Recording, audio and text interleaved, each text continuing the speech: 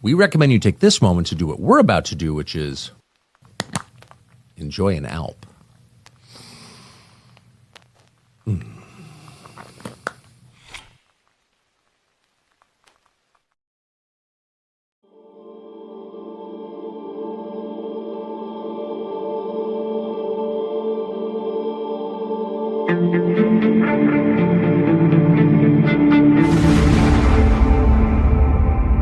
History books are written. I think we will look back at the period of the Biden administration, and I think there will be two unequivocal observations. One was that he was in mental decline and he was not really running the country. And the second is that in partnership with Janet Yellen, they pushed America to the brink of financial collapse. And the details of that, Laura, are very clear. The amount of debt that they created and issued, the amount of short-term obligations that they created for the U.S. Treasury are, frankly, unconscionable.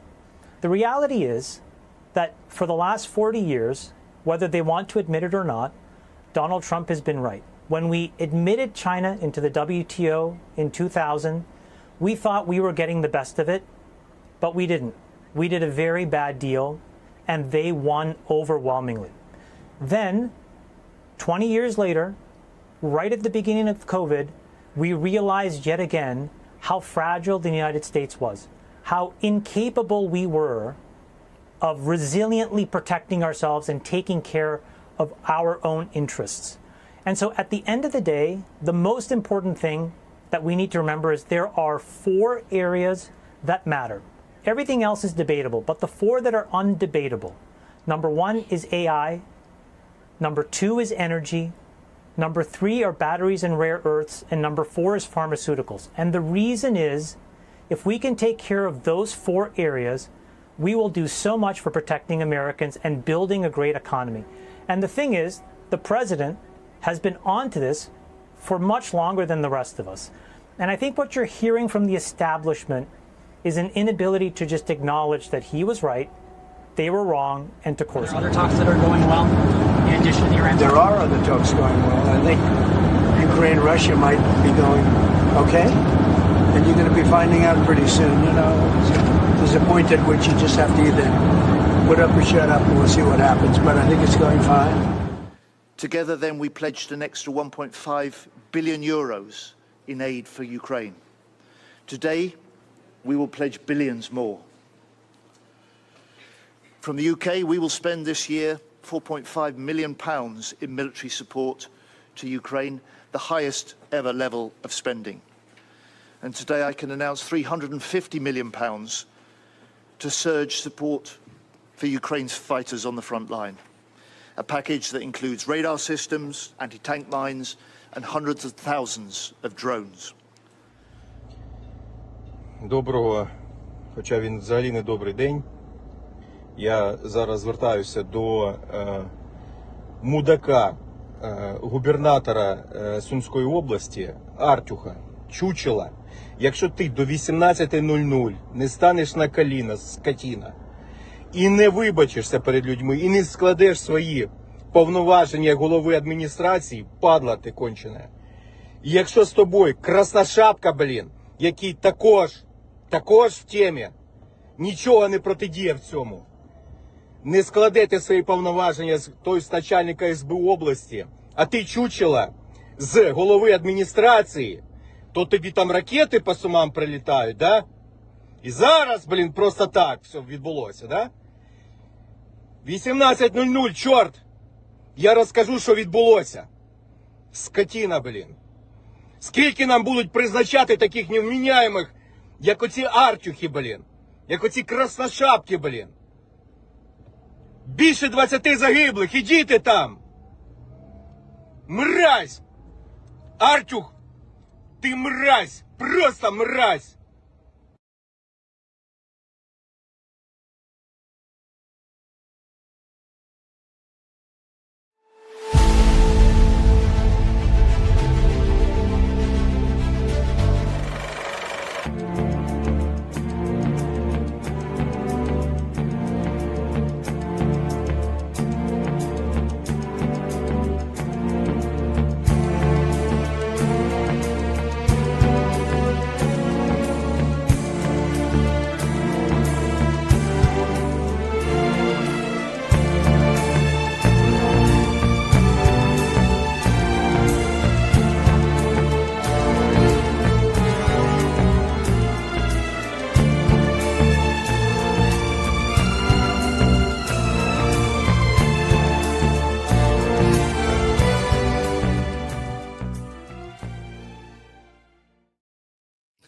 Welcome back to the SCIF. We've got a huge show for you today. Some really fantastic guests.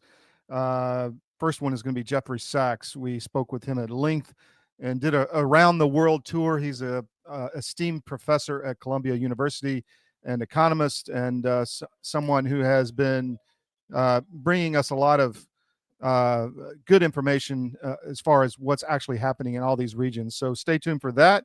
Second hour, Pete Blaber. We're going to talk about UK involvement in the war. We had the New York Times come out and say there was a C2 cell command and control in Wiesbaden, Germany, running the whole war with American officers. And now the UK has released their version of this limited hangout. So Pete and I are going to delve into that. It's going to be fantastic.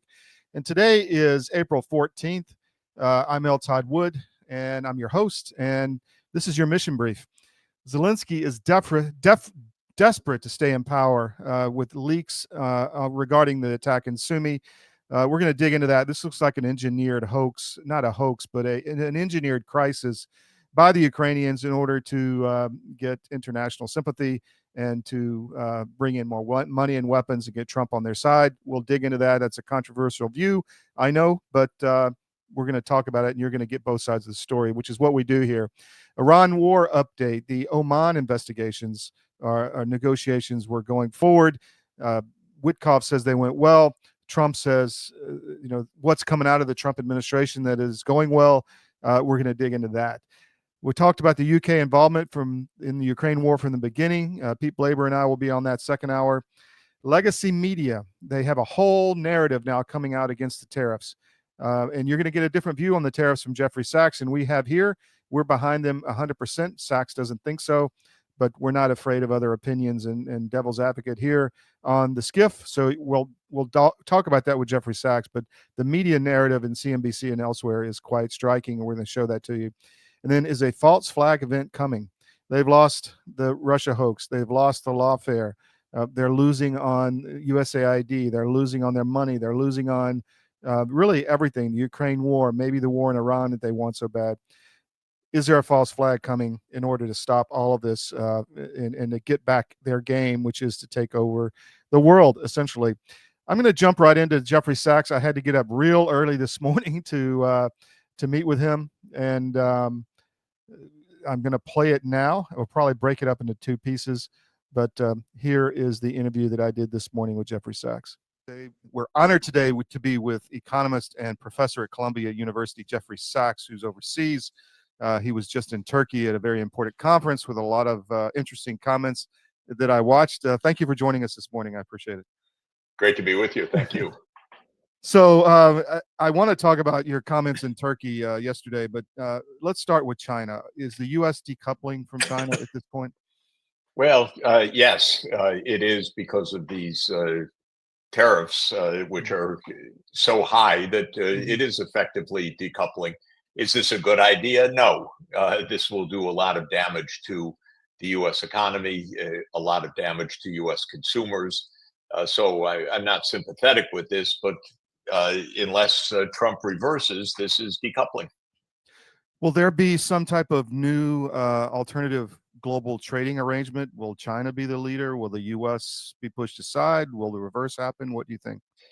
Basically, the U.S. is the one taking actions to isolate itself. Of course, it's put on those so-called reciprocal tariffs, which had nothing to do with reciprocity, so it was just a name given. But then, because that led to panic in the financial markets, Trump reversed mostly, except in the case of China, and left in 10% new tariffs across the world.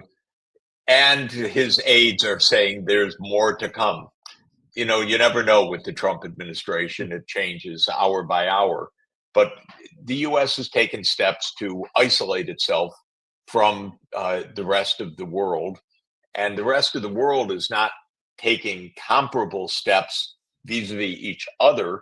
Some are taking steps towards the U.S., especially China, but they're keeping open trade among themselves. So this is more the U.S. pulling out rather than the system falling down.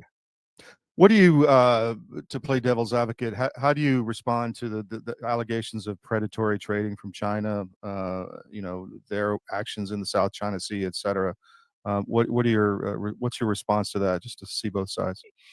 In general, just to understand, when Trump put these so-called reciprocal tariffs in, Mhm. they were against countries that run a trade surplus with the United States, or with Mhm. which the U.S. runs a trade deficit. That was more than 100 countries. Uh, in the end, uh, because the retaliation came from China, those have stuck. The rest of the world have come back down. But the purpose of these tariffs was not directed at China per se, it was Mhm. directed at a trade imbalance. Why Right. does the US have a trade imbalance? Trump says, well, we have a trade imbalance because they're all ripping us off. But this is really just the most basic misunderstanding. If you go to a store with your credit card and you buy something, you're in a trade deficit with that store. Did they rip you off, or did you buy something? You bought something. Well, the United States buys a lot. One reason it is that our credit card is the federal government. It runs a large budget deficit by giving money to corporations and to the public, to individuals, say through transfer payments, Right. that it doesn't cover on taxes. And it's like a giant credit card. It's 7% of GDP, 7% of our national product that we're borrowing every year on that national credit card. And that turns into consumption spending. So the government is basically giving the green light to the country to overspend. That shows up as a budget deficit around the world, and Trump interprets that as somehow unfair. My advice to you is, if you're running up your credit card debt, don't blame the shops that you're buying from. So it's nothing different from that. Uh, is China fair in its trade? Not in every particular, but is the United States fair in its trade? Certainly not. Hmm. So is this somehow the US getting ripped off? It's the US doing something dumb, which is running Hmm. a large budget deficit year after year after year after year. That poses a question. Why does Congress behave this way? Hmm. Well, there's actually a simple answer to that, which is that congressmen and senators run for reelection based on the donations of rich donors. And those rich donors, almost to a donor, say, keep our taxes low. And so the corporate tax rates and the collections, most importantly, the revenues, that is, have come way, way down. The super rich barely pay taxes. And then the government has Social Security or Medicare, Medicaid, or wars. Hmm. And then, lo and behold, we're running a deficit. Well, if our political system actually functioned in a halfway honest and decent manner, we wouldn't do that. We wouldn't have the trade deficits, and we wouldn't have these trade wars, which are just going to impoverish Americans. Interesting.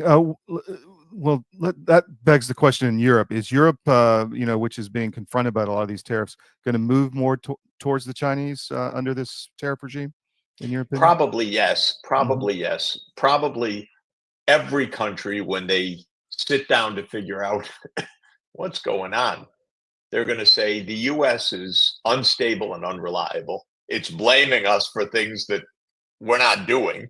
So we better make sure that we can sell at least to others. So China's perspective, well, now the US market is semi-closed. They don't know how closed, because every day something new happens. But they won't say, most likely, the US market's closed. Now let's close the market to China too. They probably won't say that. They'll Hmm. probably say, if we can't sell to the US, we need to sell more to China. Now, they're worried that since China can't sell to the US, that it will flood the European market with goods. And that's why China and the European Union have said, let's talk to make sure that the adjustments are orderly. I think they'll figure that out, actually, but they won't break trade with each other. They will reinforce trade with each other because the United States has put in this spanner to both Europe and China, pushing the two of them closer together, not farther apart. Last question on China or the U.S. and our manufacturing issues. How do we bring manufacturing back to the U.S.? Because obviously we can't survive without some of these supply chains being frozen in time of war or whatever. We need some domestic capability. How do we do that? I think there are two things to understand. One is that there's a lot of manufacturing in the United States. If you measure the value added of manufacturing as a share of national income, it hasn't gone down much. But what has gone down is jobs. So the jobs went from about 19 million back in 1979 to about 13 million today. And in a workforce of about 160 million people, that means manufacturing is only around 8% of the employment now. So it's really not an industrial workforce, it's a service economy. Where did those jobs go? Well, not exactly what we're being told. I come from Detroit. I grew up visiting the River Rouge auto plant. So I used to take school tours, family tours, weekend tours of the auto factories. Now, as an adult economist, I've gone to auto plants around the world, not just in the United States, but all over the world. There are no people in them anymore. It's just giant robotic arms, beeping robotic machines carrying parts to and fro. That's true, by the way. That's in Japan. That's in the United States. That's wherever you would go to an auto plant these days. So did automotive production go down? No, but the jobs did. This is a big part of why we went from 19 million to 13 million.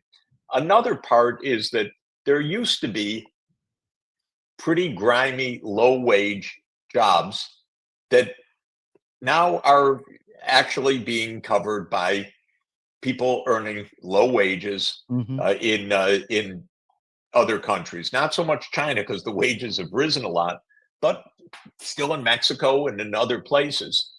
Now, you could bring those jobs back, but not good jobs. Those aren't good jobs. Those are low-wage jobs. And if you try to bring them back, what you would basically do is force down the living standards of Americans.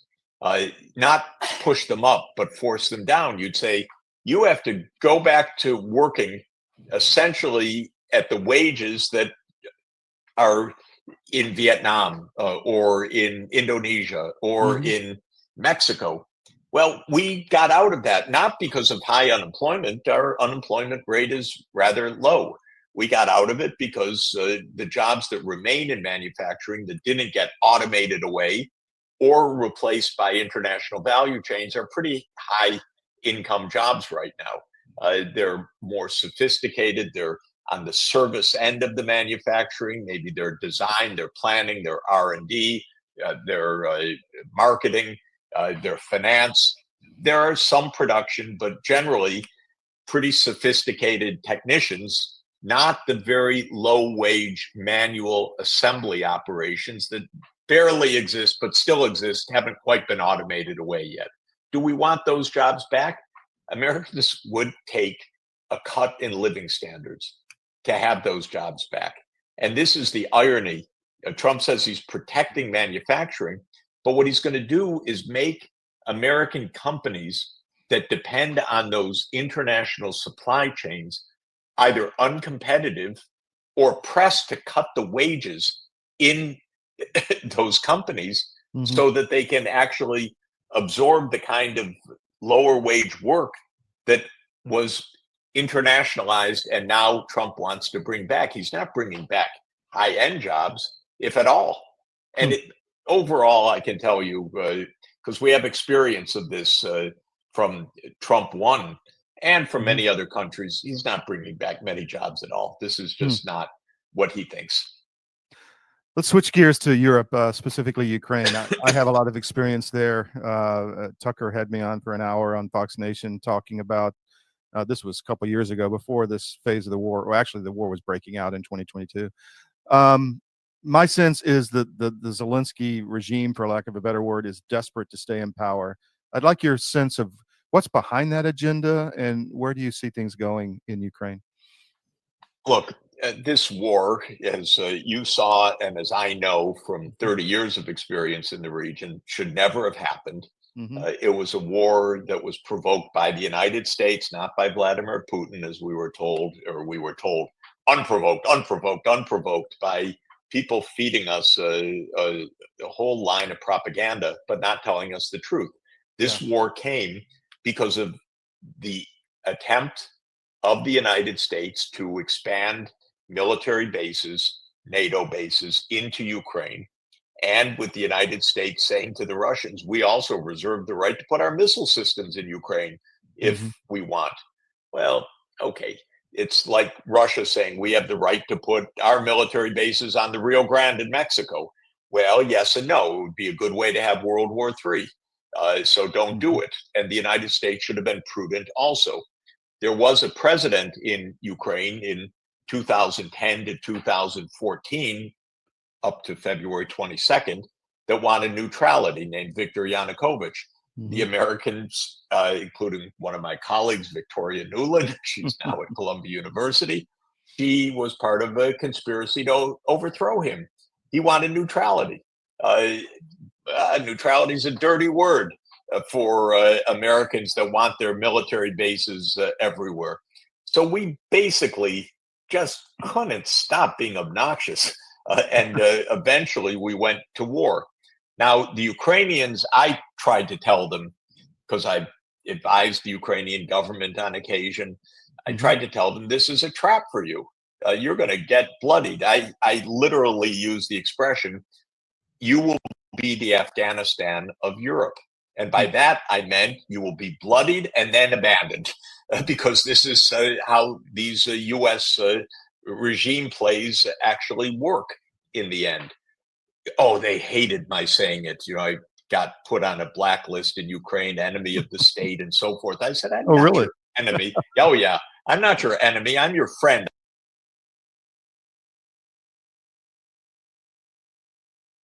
Thank you for watching this interview with us, Jeffrey Sachs. We're going to do a quick break for a couple commercials, and then we will be right back with the rest of the interview. Thank you.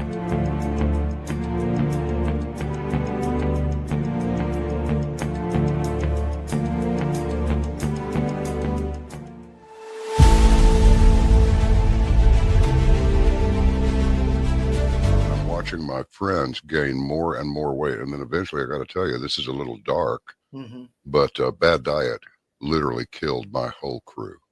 Wow. Diabetes, a stroke. I mean, all kinds of stuff. It's like, you had a stroke? You're not even 50 years old.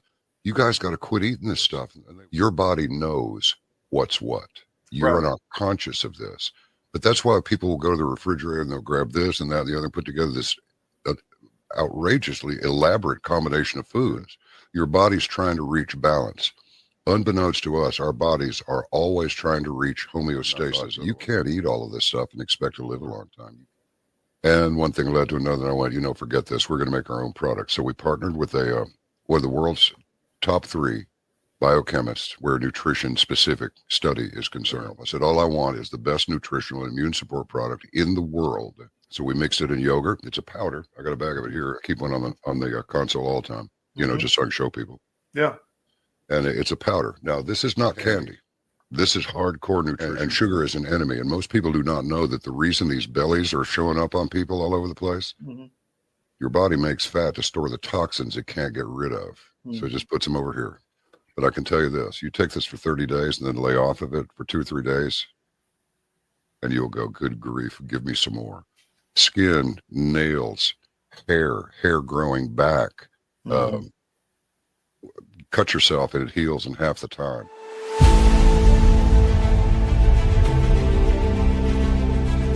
I'm David Cross, and you may know me from my election integrity work, but I also own U.S. Asset Management, an investment advisory practice. I've been an advisor for nearly 30 years, and one of the questions I get asked most frequently is, do I have enough money relative to other people my age? And while that's an interesting question, it's also the wrong question. The right question is do you have enough money to sustain your lifestyle for the rest of your life? This is a question you should know the answer to. This is what we do. Check us out at us-am.com and look for our big proud American Eagle logo.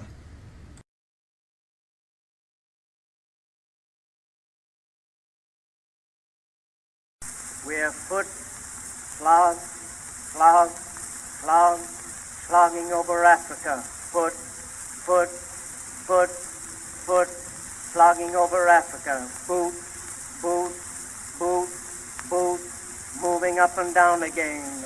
There's no discharge in the war. 7, 6, 11. Thanks for the break there. We're going to continue our interview with Jeffrey Sachs.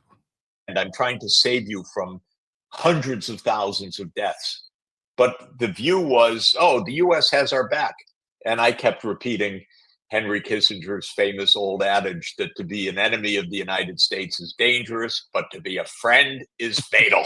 And I kept telling them, don't believe it. You're just in a long queue from Vietnam, Cambodia, Lao PDR, Afghanistan, Iraq, Libya, Syria, Ukraine. This isn't friendly for you. This is extraordinarily dangerous.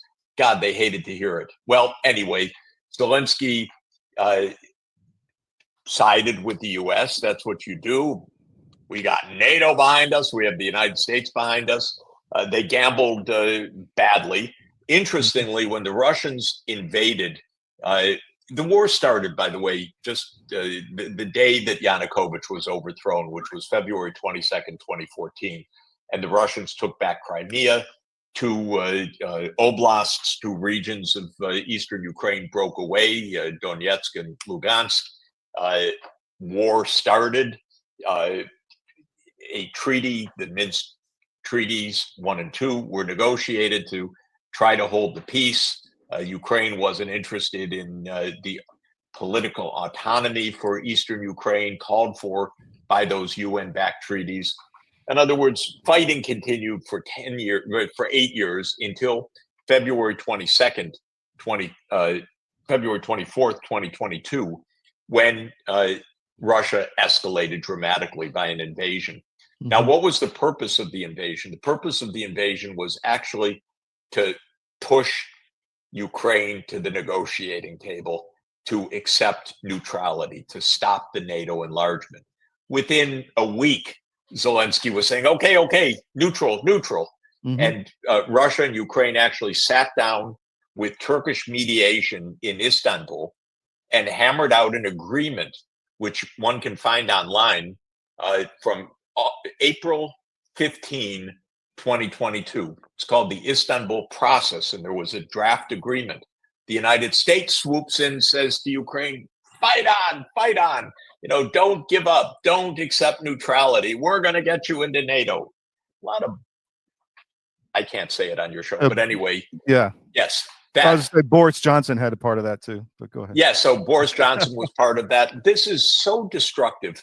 And this meant that the war has continued 3 more years because of that, for no reason, except that Ukraine has lost about 1 million deaths and severely wounded since then, and it's lost ground on the battlefield. So nothing came out of this, so completely predictable. Now, because this was a disaster for Ukraine, Zelenskiy ran out of running room. He couldn't go for re-elections. By the way, the idea you can't have elections in wartime, tell that to Abraham Lincoln.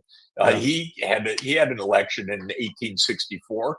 Of course, you can have elections in wartime. The United States had elections throughout World War I and World War II. 1944, Franklin Roosevelt won his 4th term in office. Zelenskiy couldn't face it, so he declared martial law. So he's a dictator right now. He's operating under martial law.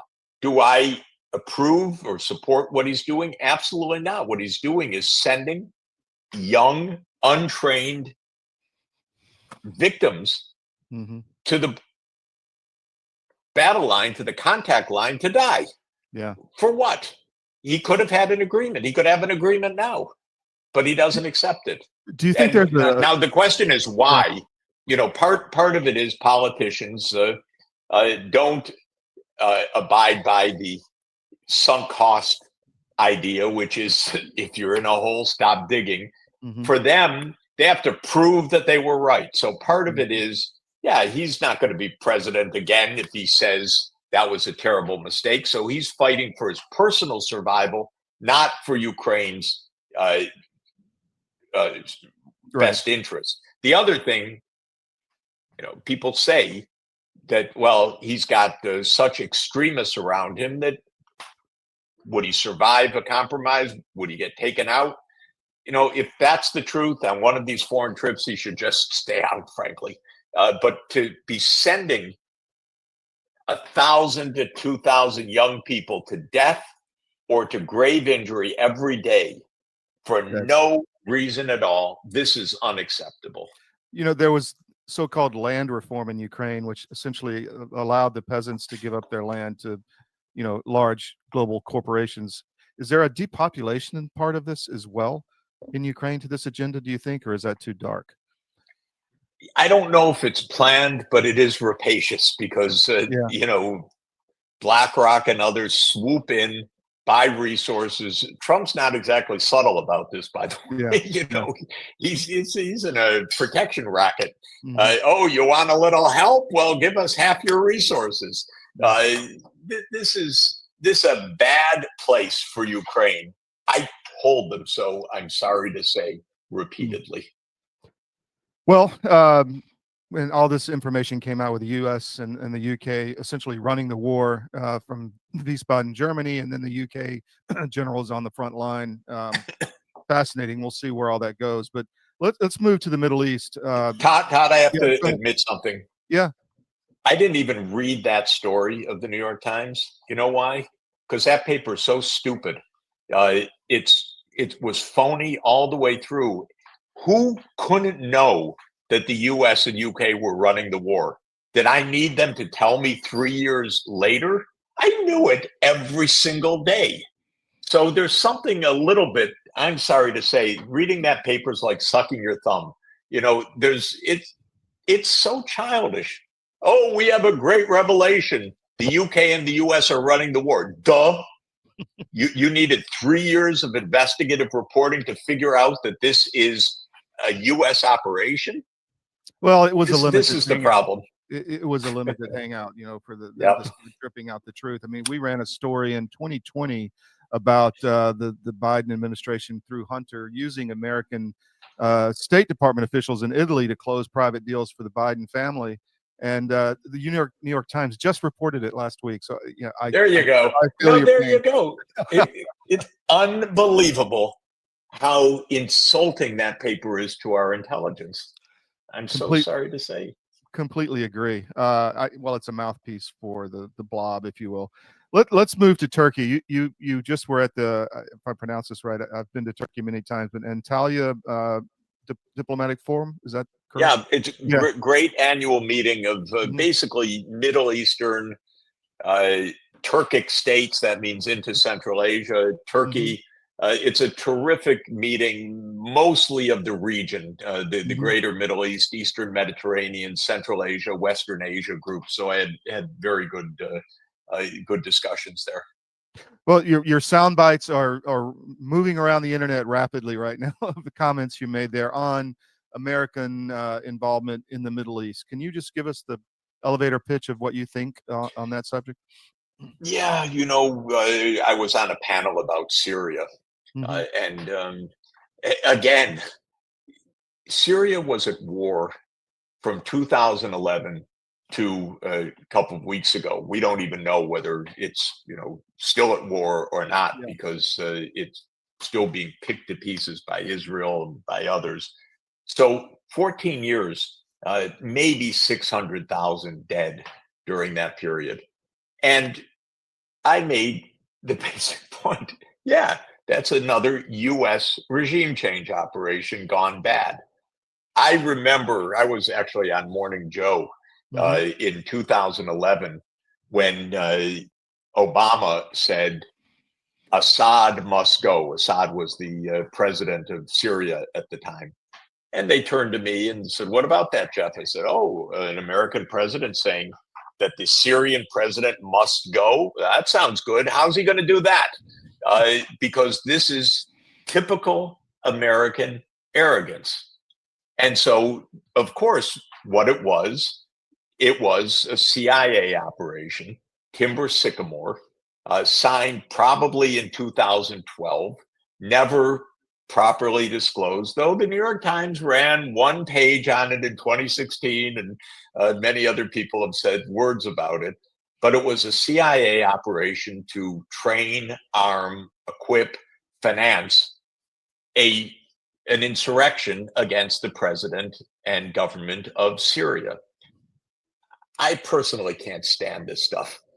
Just overthrowing governments, creating wars, putting hundreds of thousands of innocents to death over some CIA concoction, which almost always goes very badly, by the way. And so I said this, people were shocked, actually. And somebody said to me, "Oh, Mr. Sachs, you're denying the agency of the Syrian people who rose up against a dictator." And I had to explain, look, I'm not against the agency of the Syrian people, believe me. But war is different from protest. War is billions of dollars of armaments, training, base camps, intelligence, munitions, finance. It's big boy stuff.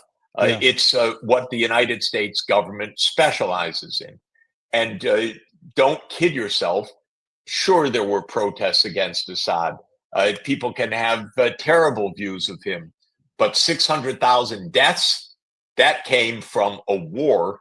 And the war came from the United States and regional partners wanting a so-called covert regime change operation, not very covert. And incidentally, just like in Ukraine, I happen to know, this was another point that was a little bit disputed on my panel, but I happen to have good information about it, that this war could have ended in 2012 because various political parties to this war in the region said, "Okay, let's stop this." But the United States said, "No, we won't stop this unless Assad leaves the first day of the new agreement." In other words, our bottom line is regime change. So why is that against Assad, do you think? What was I mean, yeah, he's an Iranian proxy, but he left, and then, HTS killed 10,000 Christians. I mean, so you said exactly right. He was an Iranian proxy. This was at Israel's behest, not specifically at Israel's behest, at Netanyahu's behest. We fight our wars for Bibi. This is the great disaster of American foreign policy. For a lot of reasons, U.S. Congress and White House leaders gave up American foreign policy in the Middle East to Israel, and not just to Israel, to Bibi. Bibi's been in power most of the time since 1996. And his idea is, look, I'm never going to allow a Palestinian state. And so there's going to be unrest. There's going to be militancy. There's going to be insurgencies. And just like I said, those insurgencies don't exist on their own. They're backed by other governments, whether it's Iran or others that have backed Hezbollah or Hamas, and it's not just, it's many of them.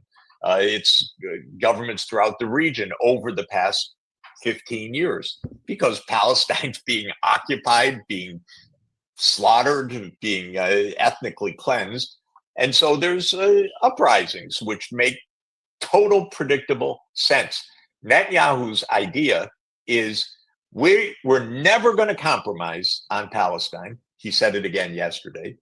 What we're going to do is overthrow every government that supports the Palestinians. It's brutal. And what Netanyahu has done, he's gotten the U.S. to do the dirty work. We paid for it. We've armed them. We've been complicit in all of this. And we know now, going back to the early 2000s, the idea was 7 wars at Netanyahu's behest, basically. Wars in Africa, Libya, Sudan, Somalia, wars in the Middle East, Lebanon, Syria, Iraq, and Iran. And there have been 6 of those 7 wars. The last one is Iran. And we know, you can watch it every day, Netanyahu's trying to egg the U.S. on to a war with Iran at Israel's behest. But again, not Israel, this radical extremist part of Israel that says we don't compromise, we occupy the lands of the Palestinians, we rule over 8 million, we kill them indiscriminately, we bomb their hospitals, we destroy their infrastructure, we throw them out, we ethnically cleanse them. And that's the U.S. partner in all of this. Believe me, it makes no sense for American foreign policy. None at all. Well, and the I think whole that will world is against this.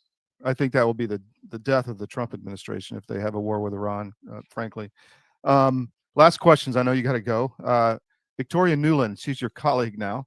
I can't think of someone else with a bigger hand in the deaths of millions in Ukraine. How does she walk around with a straight face at Columbia? I'm just curious. Hey, look, my colleagues at Columbia are Hillary Clinton, Victoria Nuland, and Mike Pompeo. This is the new Columbia, so it's quite interesting. I think they're teaching diplomacy, no less. So it's quite a thing. You know, the U.S. has been at war nonstop for decades. These people have been part of this. The U.S. has been overthrowing regimes for decades. What did we get out of this? We got trillions and trillions of dollars of debt. We've got battlefields all over the place. We have instability all over the place. How about trying peace? That's a lot cheaper. That's my advice. Well, that's what people voted for. Professor, anything else you want to get out to the public? I know you got to run. No, this is great to talk to you. I hope we do it again. Excellent. I'd love to. Thank you for your time. Take care.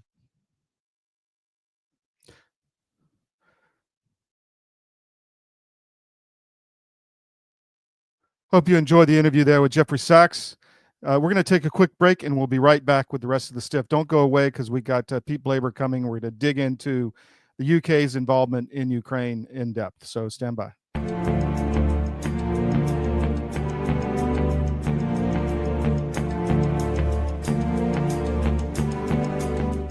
Well, in the case of hydroxychloroquine and ivermectin, these are 2 medications that have been FDA approved for use in humans for decades. They are very, very inexpensive. Interestingly, available over the counter in almost every other country other than the US and Canada.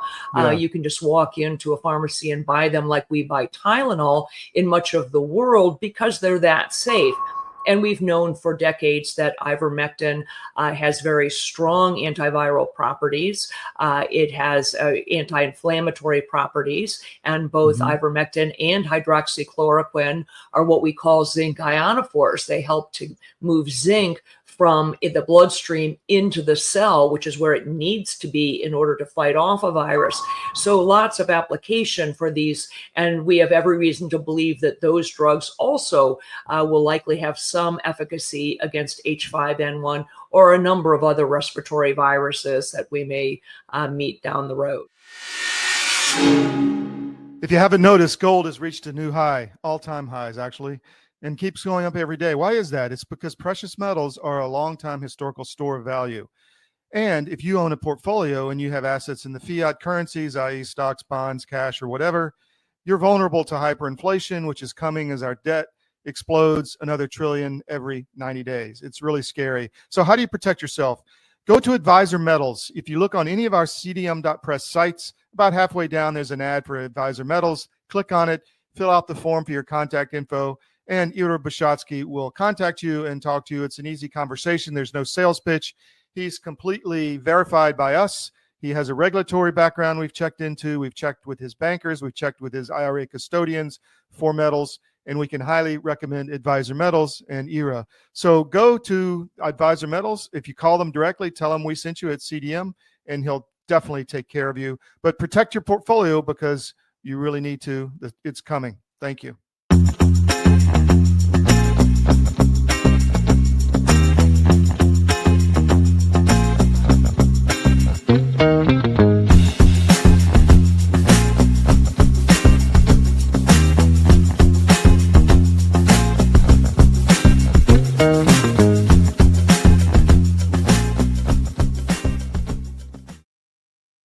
Welcome back to the SCIF. At the top of the hour, we're going to dig into the UK involvement in the Ukraine war. You know, you had New York Times come out last week and say, well, guess what? There was a command and control cell in Wiesbaden, Germany, with American officers and associated NATO personnel running the war, micromanaging the war directly on the battlefield the whole time. So the UK came out, the New York Times came out just a few days ago and said, well, you know what? The UK generals were the ones actually running the war and losing all those battles, by the way.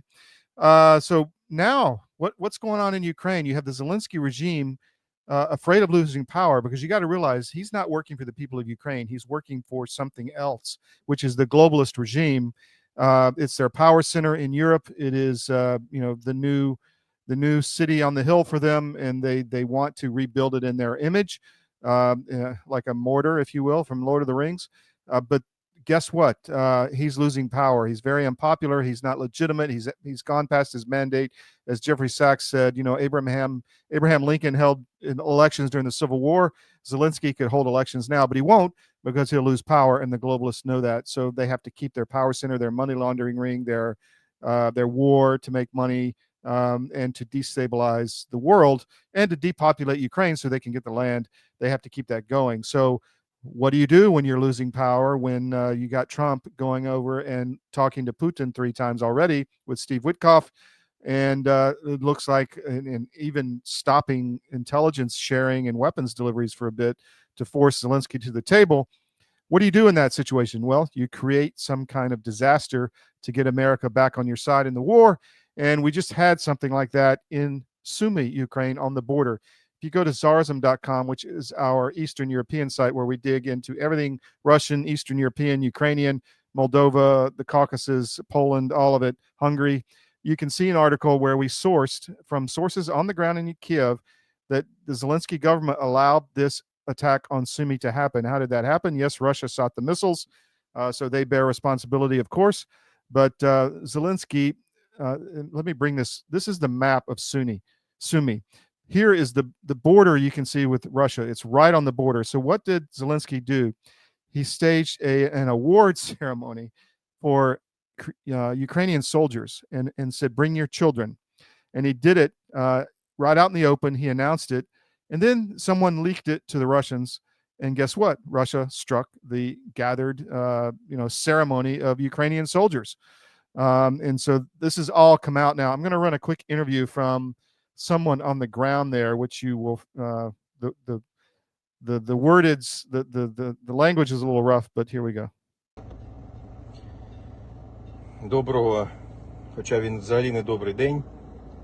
Я зараз звертаюся до мудака, губернатора Сумської області, Артюха, чучела.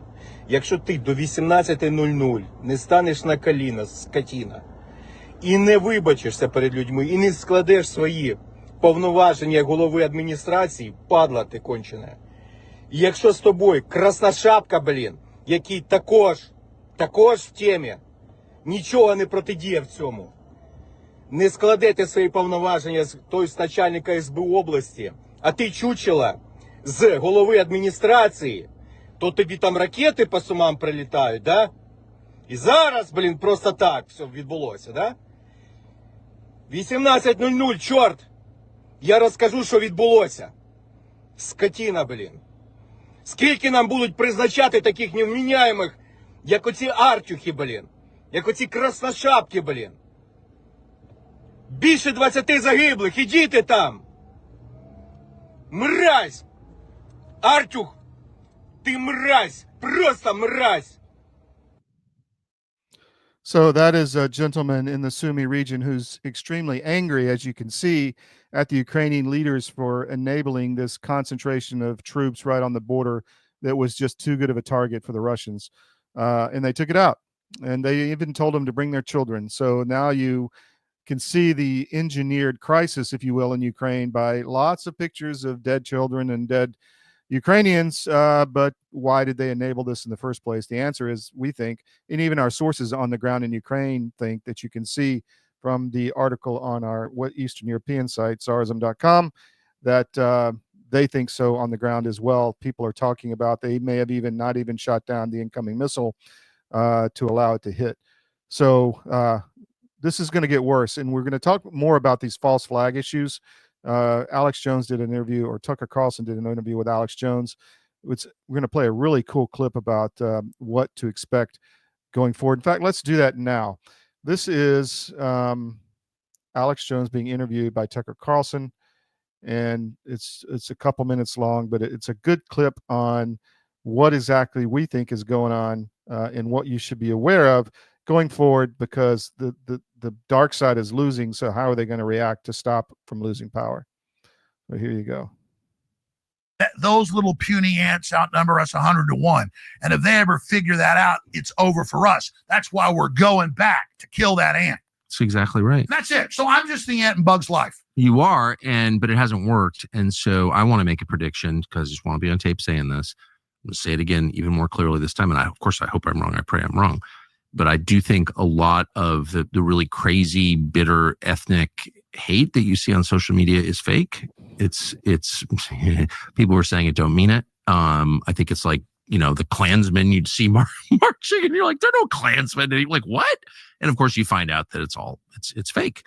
And it's designed to convince people that there's like a lot of roiling ethnic hatred that doesn't really exist. And that's a predicate to Patriot Front. Exactly. It's Charlottesville. But that's happening online right now. And I know that it is. And I think that at some point, I pray I'm wrong, but there's going to be an act of violence, ethnic inspired violence, of hate inspired violence, actual hate, like killing people. And I really hope I'm wrong, but I feel like this is real, and that event will be used to shut down free speech on social media. Because that is the threat. And you saw it with TikTok, like, oh, we need to ban TikTok because China owns it. No, nothing to do with China. It had everything to do with opinions that the people in charge didn't like being expressed there. And it's like, we're just going to, and the Congress went along with it. But if there's an act of violence and innocents are murdered, and I pray that doesn't happen, because I hate that above all, but it has happened, and I feel like it could happen again.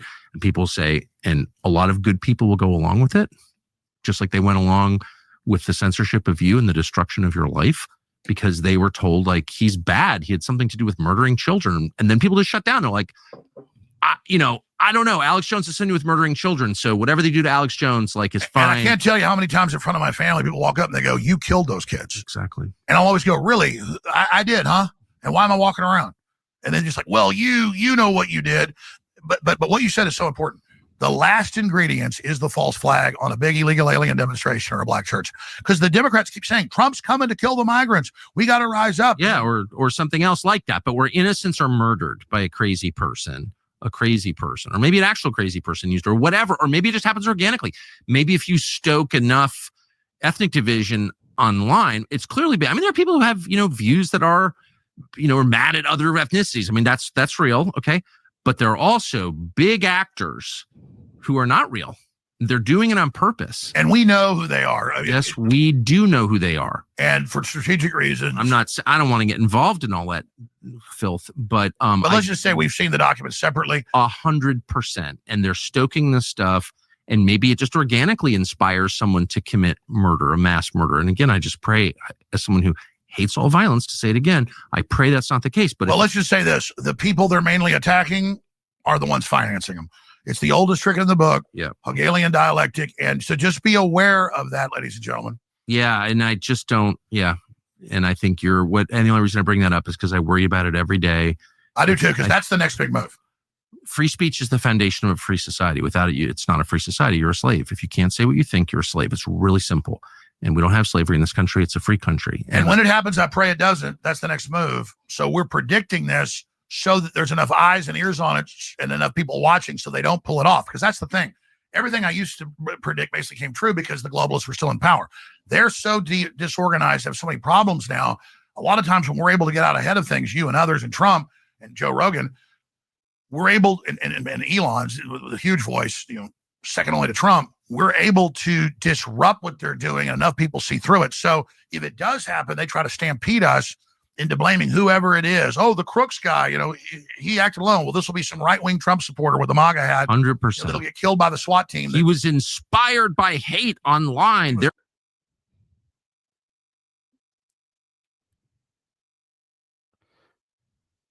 Hope you got the message there that Tucker and Alex are trying to get across, is that we are very likely looking at a false flag event as the deep state, the blob, the whatever you want to call it, the people controlling our government and controlling the resources, and was behind Biden and Zelenskiy and Macron and others are losing power, and they're going to lash out probably just like they did to change the subject with 9/11, with the wars in the Middle East, the Vietnam War, the Iraq War, go down the list.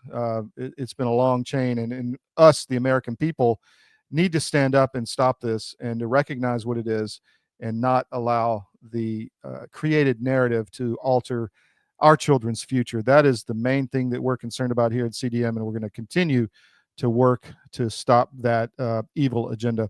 We have Pete Blaber at the top of the hour. We're going to dig into what's going on with Ukraine, with the UK involvement, how it actually went down. And Pete is extremely knowledgeable. We'll be right back. Stay with the SCIF. By the way, put cdm.press in your daily scan, morning, noon, and night. We're on all podcast providers. We're streaming live on X, Gettr. We're posting on YouTube after the show's over. We're on Rumble. Sign up for our social media, CDM1. Sign up for our X account on CDM. We need to help spread the links. Tell your friends about the show. We need to get the audience bigger and bigger. We'll be right back with Pete Blaber, former Delta Force commander, to dig into what is happening in Ukraine with the UK involvement.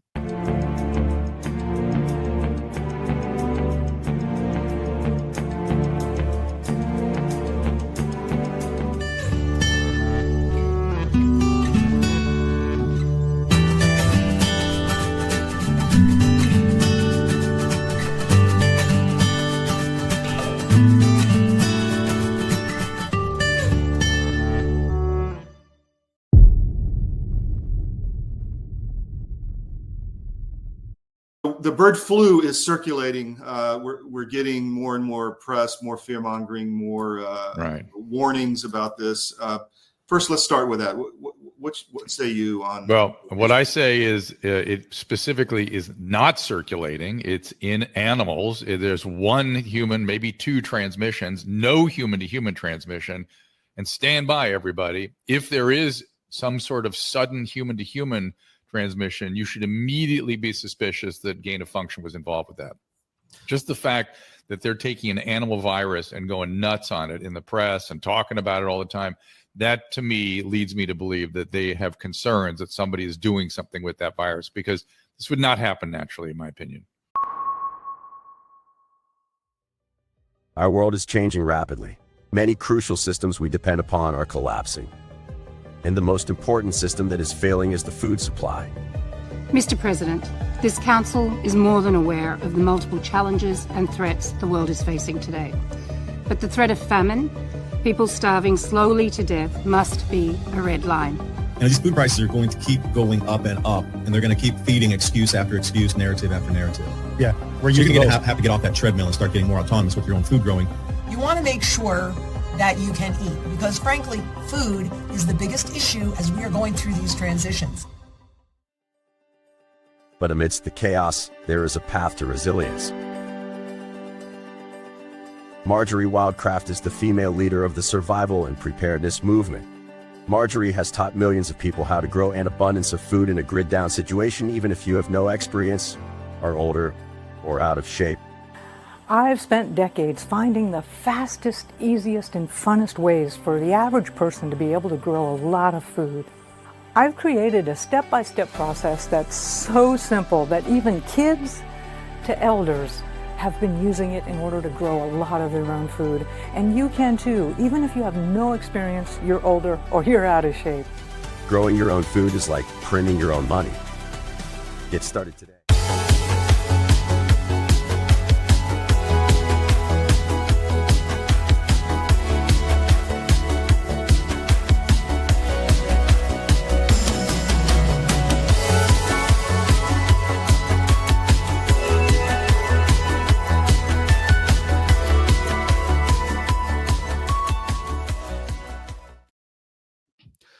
Welcome back to the SCIF. We're waiting on Pete Blaber to come on, who is, let me just check and make sure he's coming. But we're going to just jump into a couple subjects I wanted to talk about anyway. The first is Iran. There are ongoing negotiations in Iran. Steve Witkoff was there, and the results seem to be positive. There are a lot of Israeli and other entities which are not happy at all with the negotiations in Iran and are literally mocking Witkoff, which we put out an article out on our Israeli site describing that.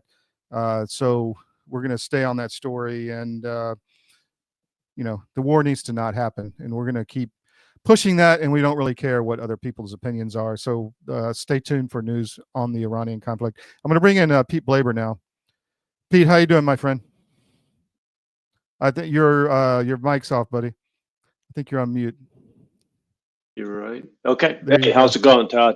Good, man. Thank you for again in short notice taking some time from your busy day. What do you do in your day job? Are you still with a biotech company, or are you doing something else? Yeah, I do consulting, and also have a part owner of an armored car That's right. company. Yeah, That's right. so. Yeah, cool.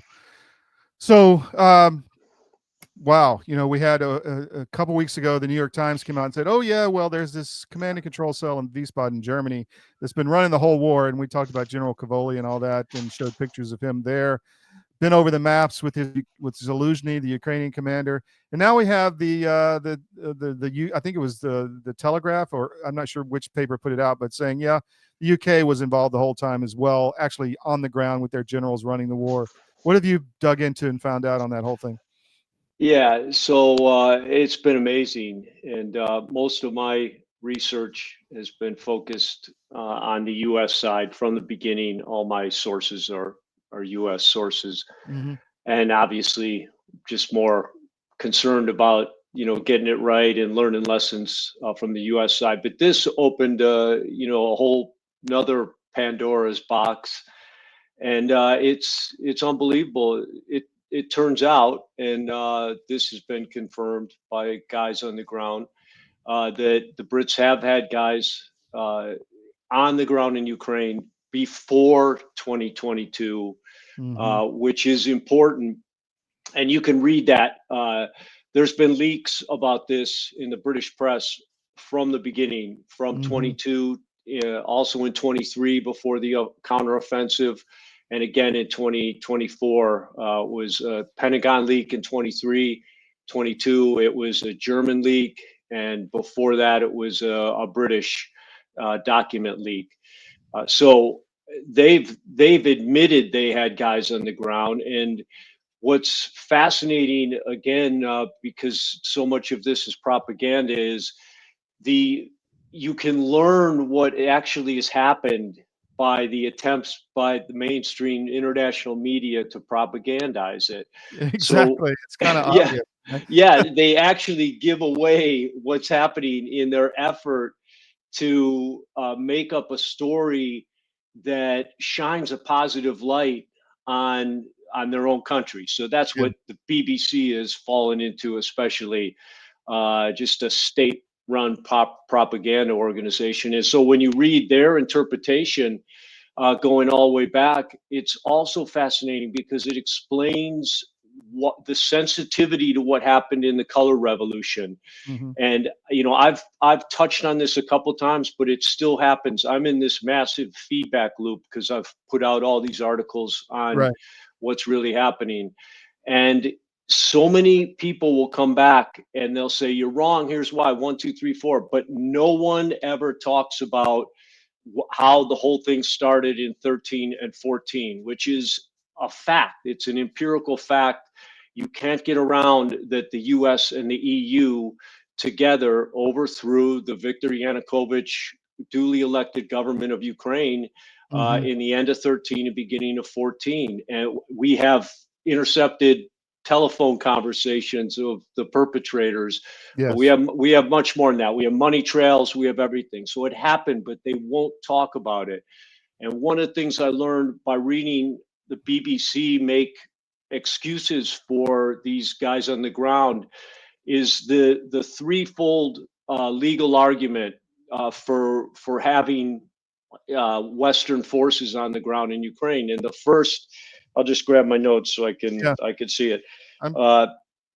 I'm going to bring up your article, by the way. This is the latest one you put out, part 2. Dear President Trump, it's time to pull all U.S. personnel out of Ukraine.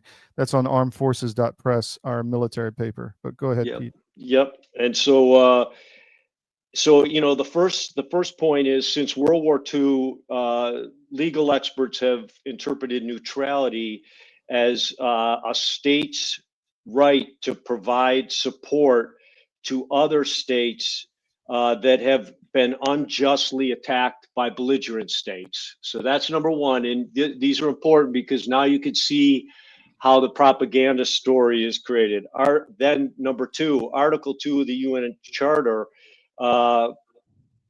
says that use of force against the territorial integrity of a politically independent state is reason enables another country to support it with resources and personnel.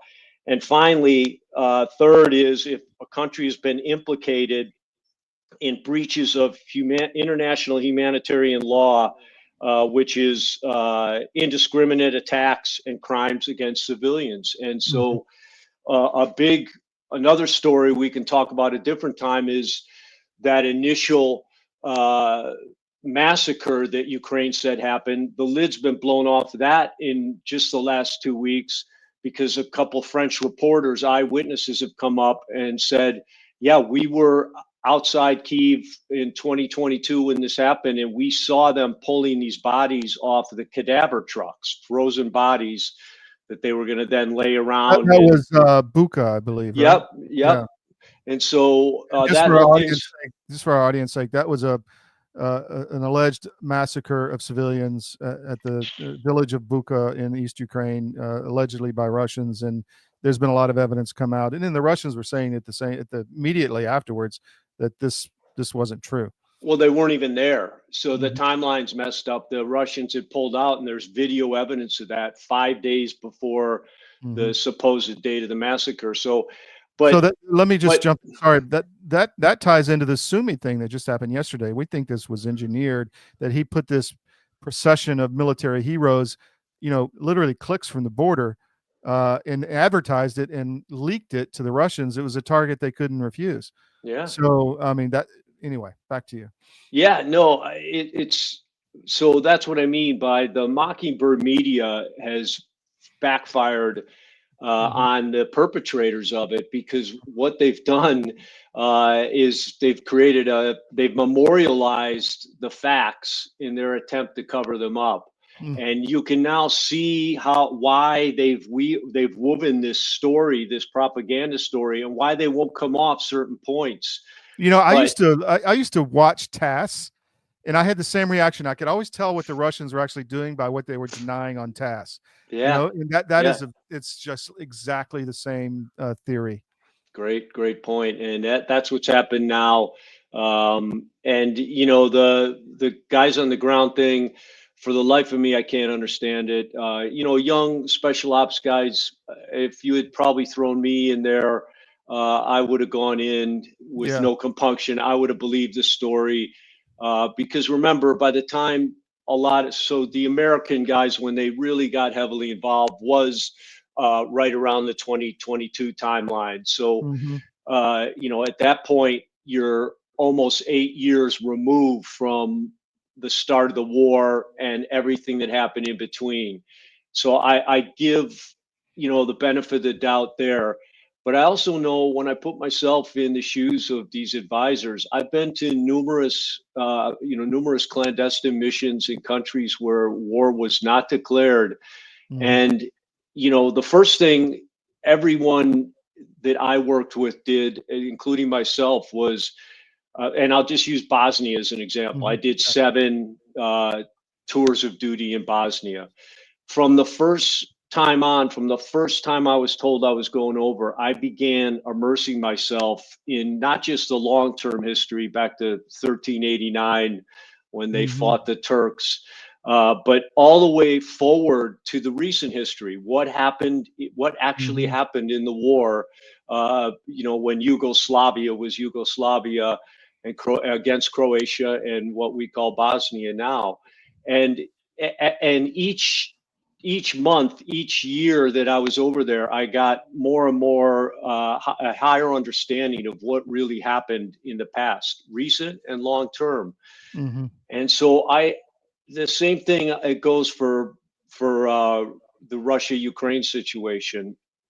It doesn't hold scrutiny to anyone who just immerses themselves in the fact. And as I point out in my timeline article on Ukraine, the comprehensive timeline, one very inconvenient thing is there's a video record of what really happened from 13 all the way on, and most of it is filmed by what we would call left-leaning, or I don't know how to describe them, world left supporting media, but they can't.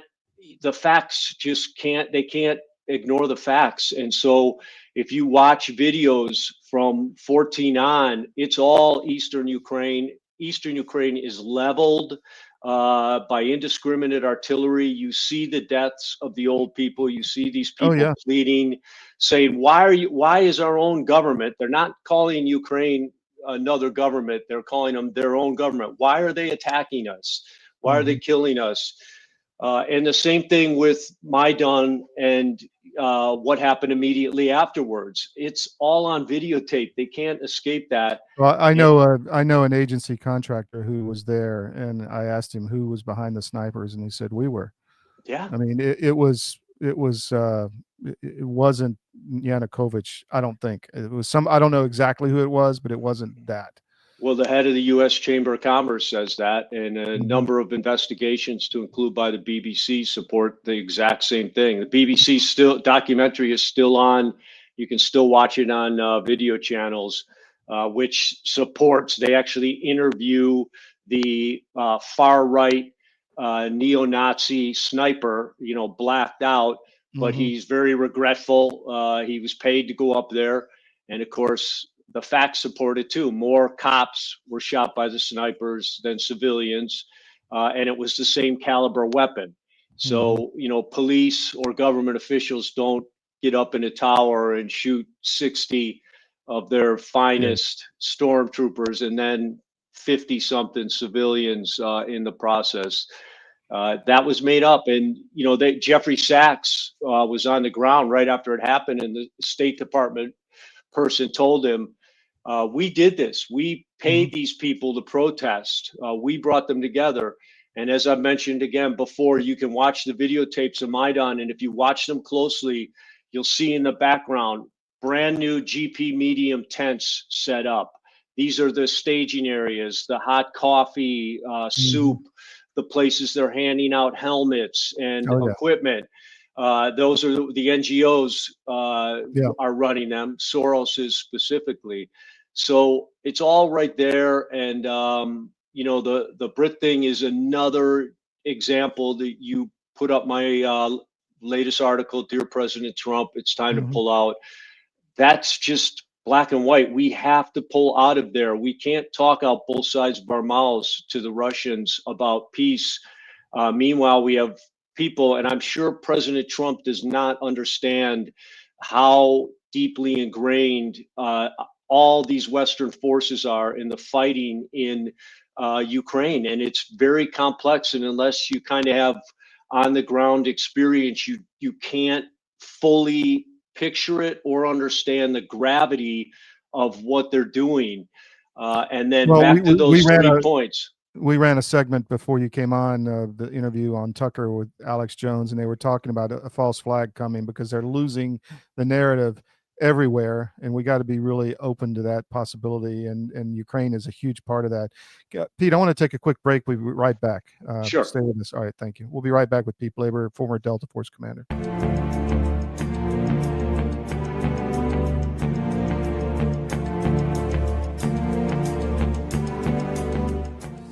Your government doesn't care about you.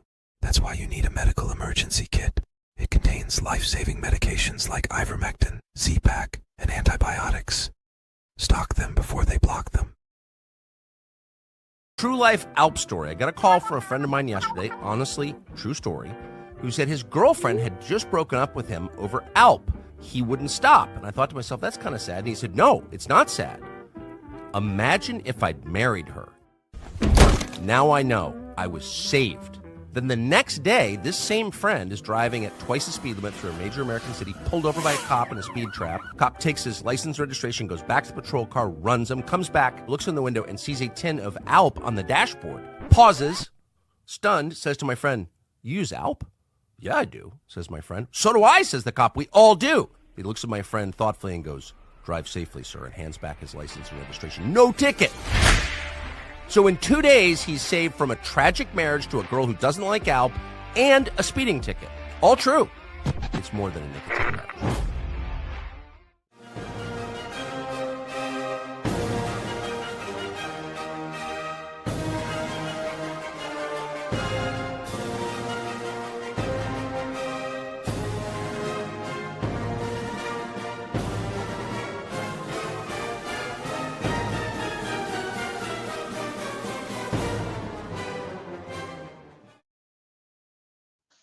So, Pete, you were talking about Bosnia. I think that's where we may have crossed paths, because I was flying out of Brindisi, Italy, across the Adriatic during that conflict. Maybe you were in the back at some point. I don't know.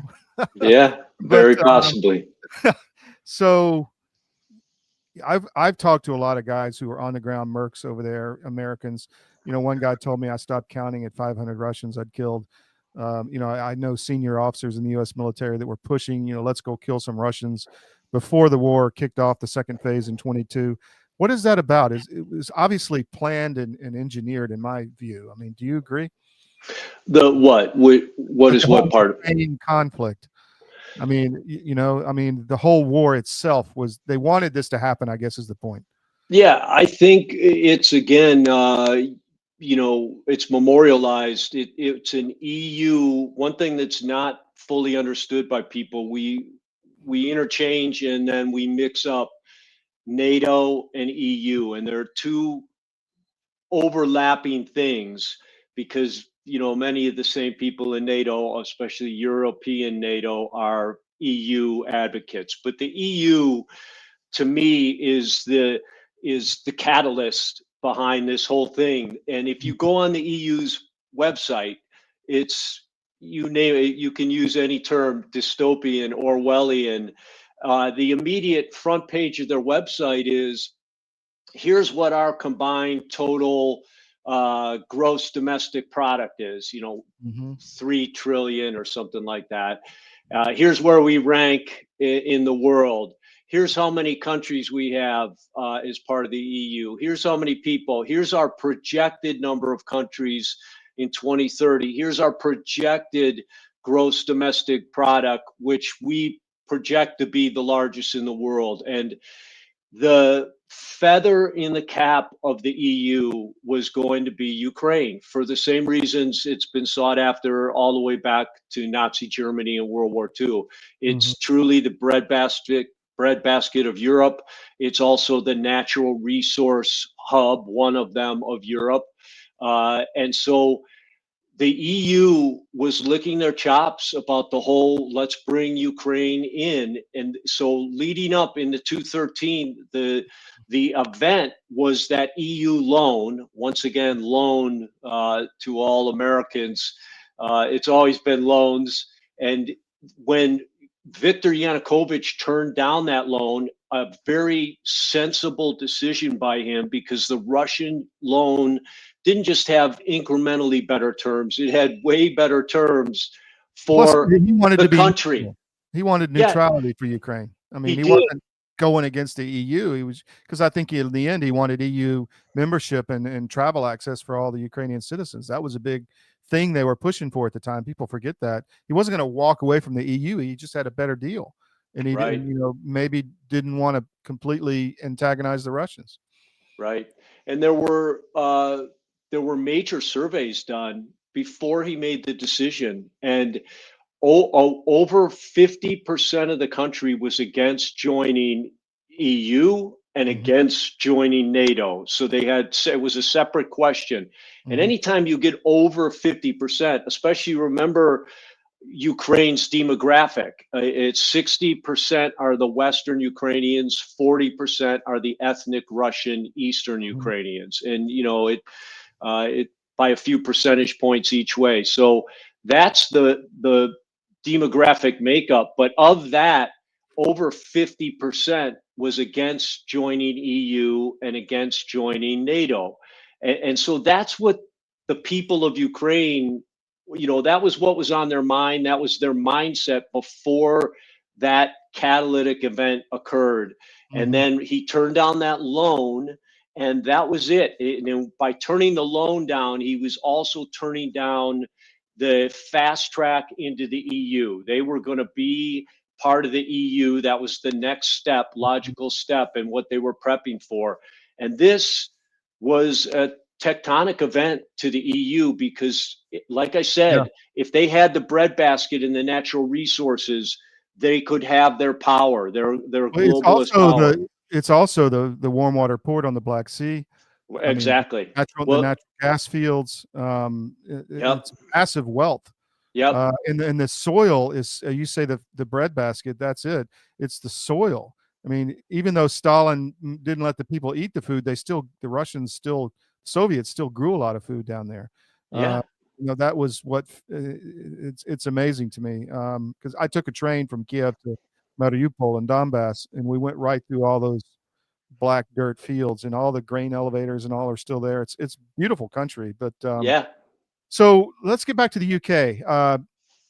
They have lost. I mean, these generals, although they were running the war, they didn't do a very good job.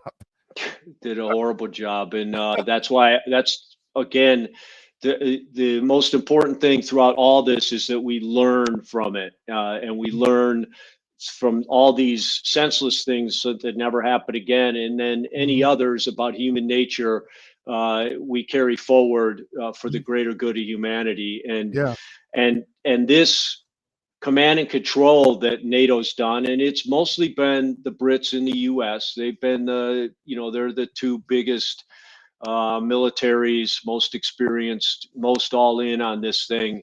But their command and control model is something we should never emulate. We should never try to take forward into future conflicts. It's as dysfunctional as can be. It's so vulnerable to, again, misinformation and propaganda, and it's violates the number one rule of leadership and human nature, and it's based on micromanaging people on the ground instead of listening to them and deferring to them. And that's what they did. That's how these British generals and US generals have done more damage than if they had actually been actively trying to sabotage the Ukrainian effort, because and they've also done it with trying to teach them. There's an article that came out in February. It's by British generals complaining about how the Ukrainians have misused the anti-tank weapons, the 100,000 apiece anti-tank weapons that the Brits and the US have provided to the Ukrainians. And this, to me, it's another article that has to be memorialized, because it memorializes these generals' fundamental misunderstanding of what kind of conflict this is. It's not an armor conflict. It's a light infantry conflict. Armored vehicles have been reduced to just chariots. They take people back and forth from the rear. They still are like vehicles, but they're not frontline attack vehicles. It's not a blitzkrieg. It's not Gulf War. No, you know, and so we completely banked different. on these anti-tank. The Brits got the A-Law, I think it's called, the Advanced Light Anti-Tank Weapon, and of course, the Javelin is the U.S. weapon of choice. But of course, the Ukrainians are going to use them as bunker busters. There's no armored vehicles out in front of them attacking their trenches. So this article goes on You and can on. take them out with a drone, with a grenade on a FPV drone, and just drop it down the hole in the tank. I mean, Yeah, that's all you need, right? yeah. It's amazing. We just can't get the shot off, and both sides have adapted enough. They're not doing, armored blitzkrieg assaults or whatnot. So it's not a tank war. And, you heard Cavoli in that congressional testimony. He led off with, we've just got a report that they've lost thousands of armored vehicles that, they can't replace. And if you dug into what report he was quoting, it was some independent international surveying company that came up with this number, and it was supposedly integral to Russia's ability to carry on the war, and it had nothing to do with it. And of course, anyone who follows the war daily knows the number of armored vehicles that Ukraine has lost far overshadows the number that the Russians have lost. And in Kursk alone, most of the totality of weapons that the West gave to Ukraine were either destroyed or captured by the Russians. All that money, all those billions. Who was behind that? I mean, was it the British? What was do you know the reasoning and who was behind that? Because you look at it, there's no, it had to be some kind of feint to try to draw troops away, or to try to, get a negotiation position in whatever peace negotiations came up, because they had did they have a chance of taking that region for good? I mean, they didn't, right? I mean, Russia would never, that was just a pipe dream, in my opinion. It will go down as the biggest strategic error of the war. As far as I can tell, it was a combination. Zelenskiy and the rest of the Ukrainian generals wanted to attack. They wanted to do something that, would change the course of the war. Zelenskiy was all for that. He was screaming, "We've got to move. We've got to do something." And Zelenskiy had a big part in not just shaping that, but approving it. And in the shape of it, which was controversial, there's some good interviews with an ex-Azov commander who was very critical of not just Zelenskiy, but the Ukrainian generals and of that particular operation. And he said the same thing.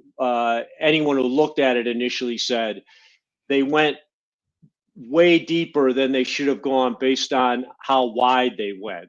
So they immediately set them up to be enveloped, in danger of envelopment, unless they had just hundreds of thousands of forces in there to protect their flanks.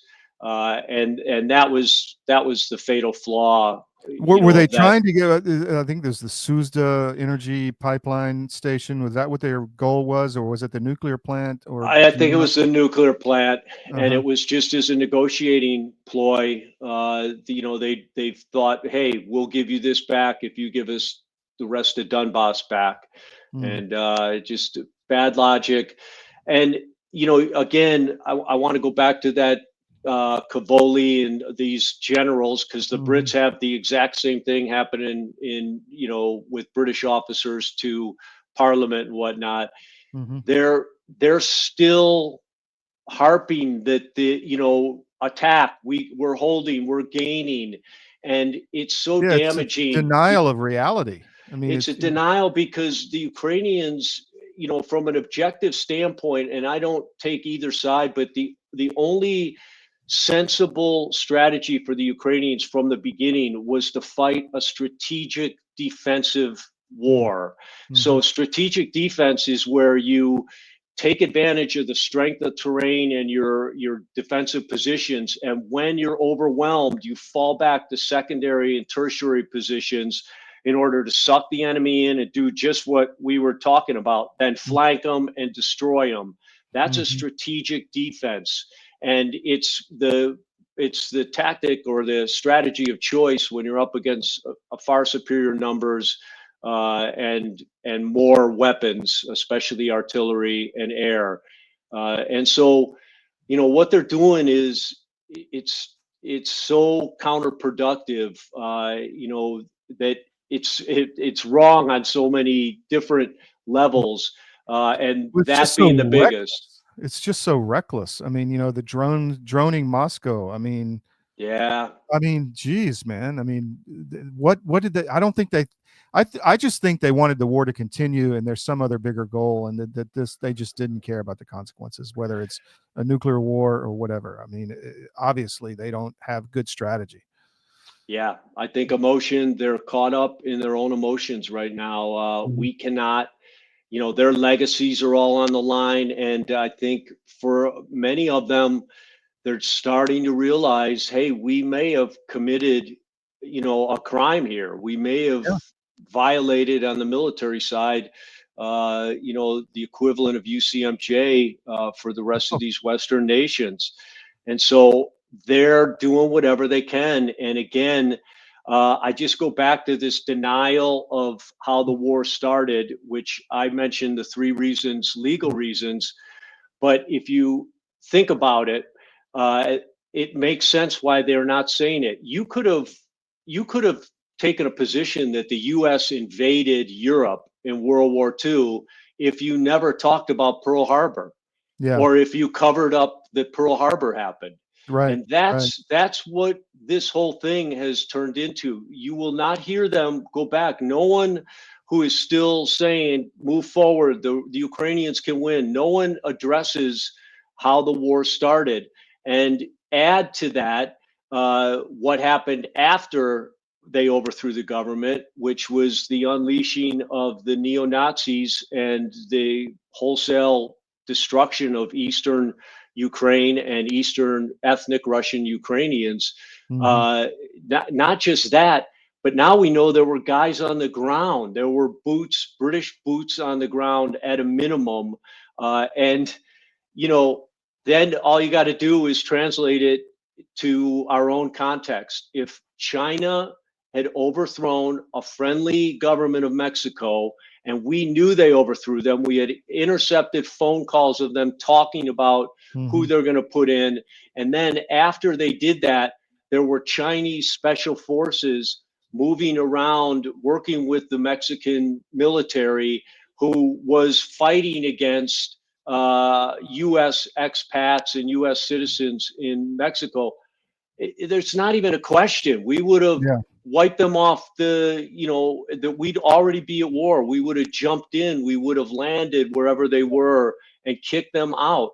And so when you just add that little bit of context, you understand how preposterous this is to continue trying to cover up what happened and to blame and to say that Russian invaded unprovoked. It's provoked. One comment from Murph says, "Come on, guys, the money stops when the war stops." That's true, but I think there's a deeper agenda there than just that. I think it's some other globalist agenda. Let me ask you last question. Feedback. You get a lot of feedback, I know, because I've seen some of it on our YouTube and elsewhere about all your articles on Ukraine. But as you said, most of them are from people that are negative, that from people that have a stake in it, that were fighting it, that were there, that have an interest in this continuing. But do you get any kind of sense that those people that prosecuted this war realize what they did or the mistake, or not?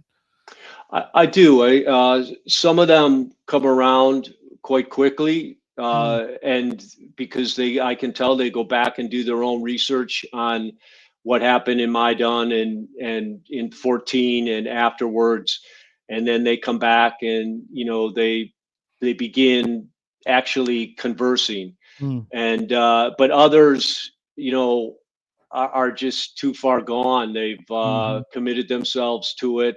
And Yeah. again, you heard that, that general from Europe, Hodges, was out, and he's still claiming they can win. He's still claiming, they're doing great. He's still claiming Kursk was a success.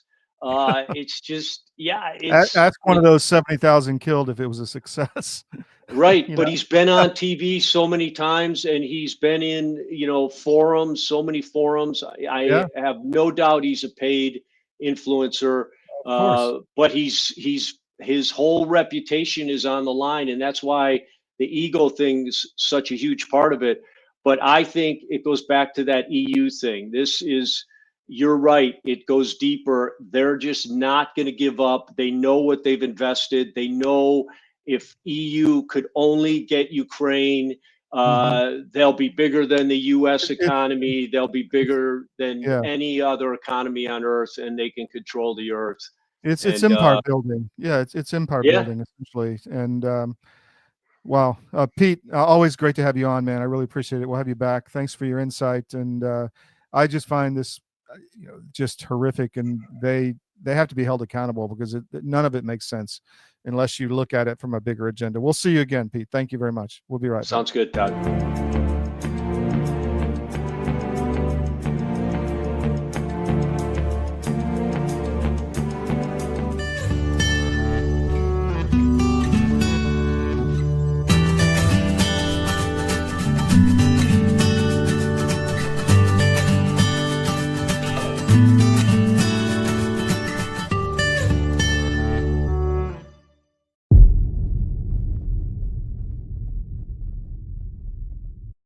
The bird flu is circulating. We're getting more and more press, more fear mongering, more warnings about this.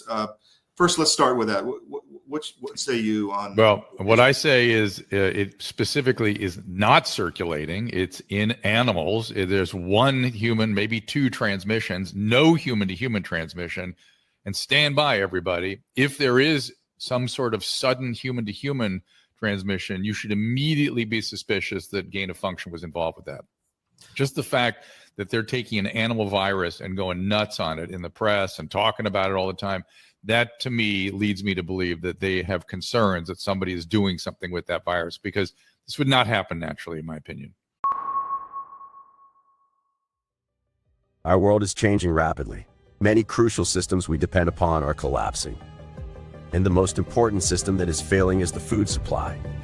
Mr. President, this Council is more than aware of the multiple challenges and threats the world is facing today. But the threat of famine, people starving slowly to death, must be a red line. These food prices are going to keep going up and up, and they're going to keep feeding excuse after excuse, narrative after narrative. Yeah, you're going to have to get off that treadmill and start getting more autonomous with your own food growing.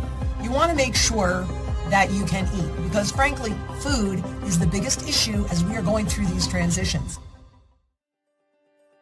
But amidst the chaos, there is a path to resilience.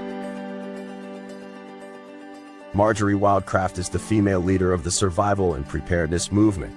Marjorie has taught millions of people how to grow an abundance of food in a grid-down situation, even if you have no experience, are older, or out of shape. I've spent decades finding the fastest, easiest, and funnest ways for the average person to be able to grow a lot of food. I've created a step-by-step process that's so simple that even kids to elders have been using it in order to grow a lot of their own food. And you can too, even if you have no experience, you're older, or you're out of shape. Growing your own food is like printing your own money. Get started today.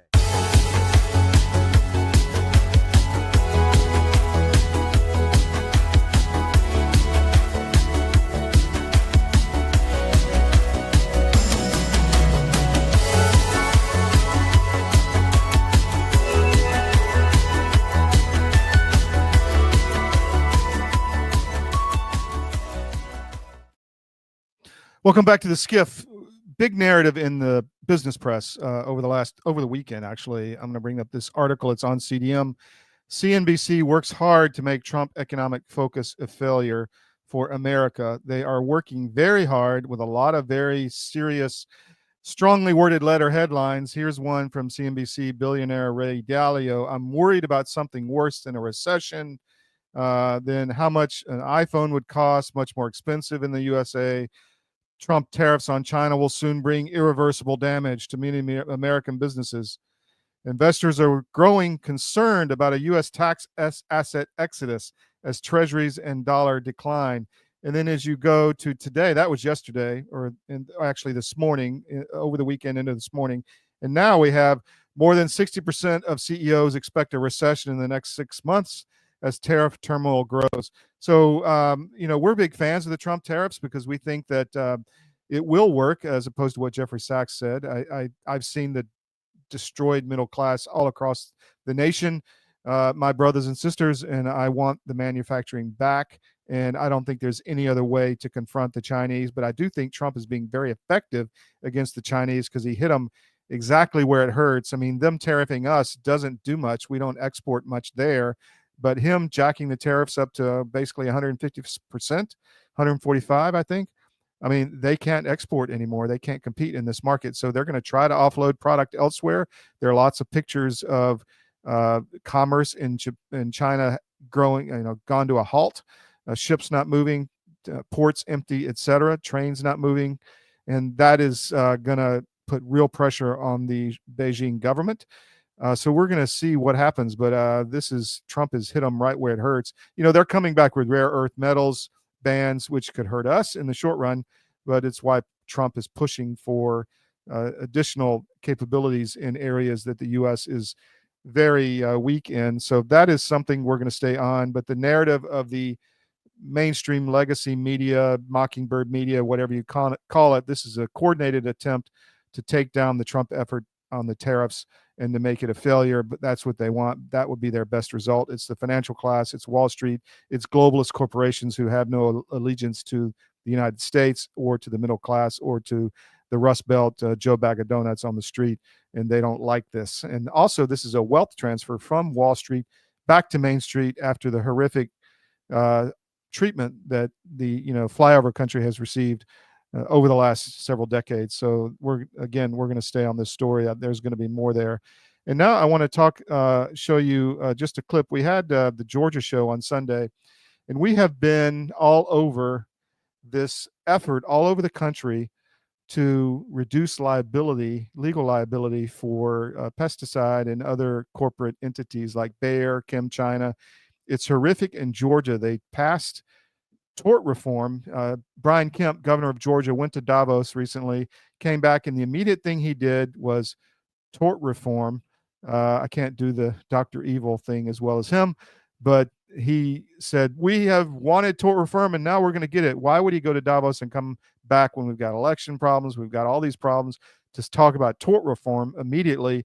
And then he pushes through this bill in record speed through the Georgia legislature, which gives liability to protection to ChemChina and to Bayer in Germany for poisoning people. And even if their labels don't say that this will kill you, they still can't be sued in Georgia now with the passage of these laws. So obviously there's a coordinated effort all over the country. It's not just Georgia, although Georgia folded the quickest, which shows you Kemp's allegiance. But other states have been trying to block this, but it's a nationwide effort. So we've been talking about this on our Georgia show. It's Wednesday nights at 7 and 2 o'clock on Sundays. I'm going to play a quick clip from Bill Kemp and me on the Georgia show talking about this exact issue. So stand by. Here we go. 1 second. Hold on. I got to get back to the other screen. 1 second. So I'm going to bring this up and play this here. One of the things that will happen at that is there will be a lot of legislators, we believe, attending these events. We think it's a great opportunity to ask some direct questions. One of those relates to the things that we've been reporting, one of the things we've been reporting for weeks now. And if you go back in the Georgia record again and just look up pesticide or look up Bayer or look up, chemical bills, you'll find our writing and you'll get a very good background on this. But one of the things that you can do is you can judge our performance as a state and our legislature's performance as a group based on what they decide versus what other states are doing. We spotted something that we wanted to share, which relates back to our reporting. And we sounded the alarm as loud and as broad as we could to alert people that, this, we'll call it the pesticide bill, SB 144, we believe is a danger to Georgians, whether they be farmers, whether they be consumers. And we did our very best, as other people did in other states, to stop such bills. They were and still are in a few states in play. One of the things we spotted was this, and I know it's small, but let me basically tell you what it says. This is from What Matters in Georgia, an account on X. Pesticide immunity shield bills. You recall that the purpose of this bill, SB 144, essentially it creates a shield and an inability for someone who's been injured by something not on the warning label. In other words, if they omitted something from the warning label, or if they forgot to put it on, or if a company claims they didn't know about it and it's not on the warning label, you can't sue them for it. So it creates this pretty broad shield for companies like ChemChina and Bayer and others. Bayer is based in Germany. ChemChina is obviously based in China. It's actually associated with their military. And what this reads is one of the most concerning trends we saw this year was an attempt to push a pesticide immunity shield. Think 1986, but for pesticide manufacturers across several states. Thanks to our advocacy, your advocacy, and the work of our partners, Tennessee just stopped this very much the same bill from passing this past week. Iowa, Oklahoma, Montana, Idaho, Mississippi killed the bill, the very similar bill, earlier in their sessions. Missouri, North Dakota, and Florida are still in the fight and holding strong. What happened in Georgia?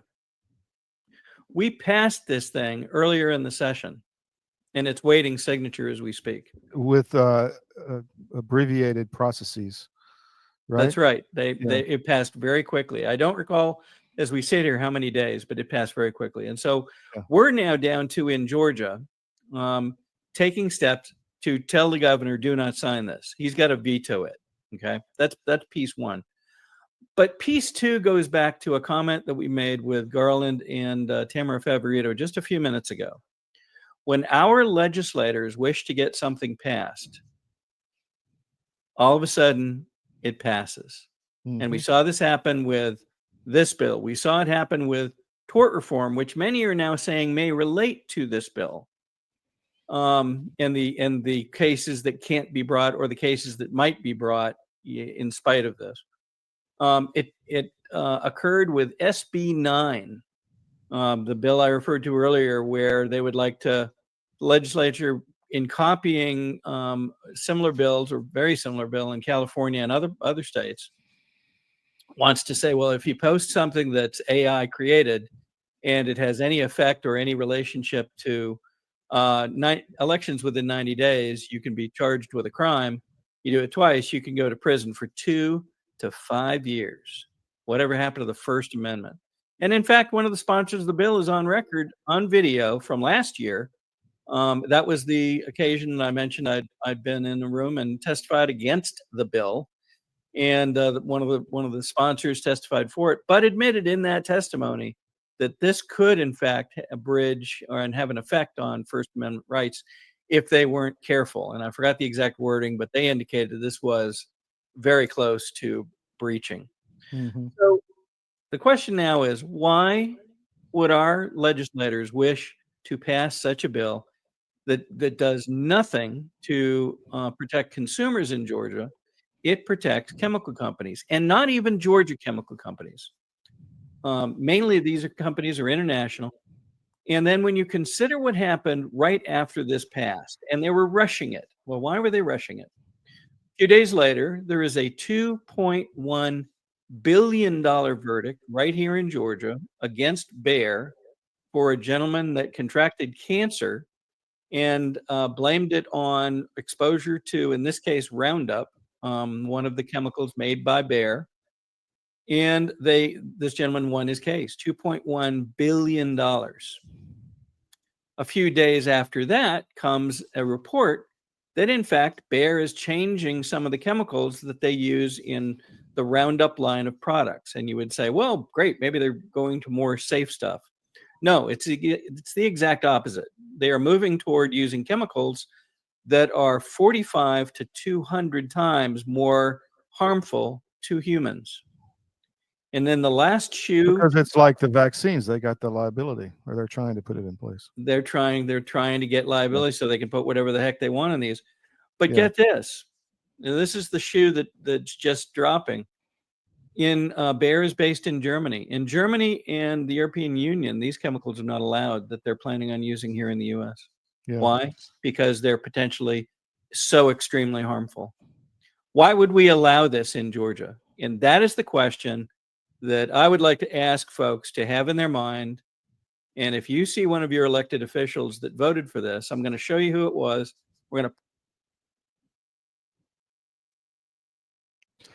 So a very critical issue across the country. We're going to stay on that story as well.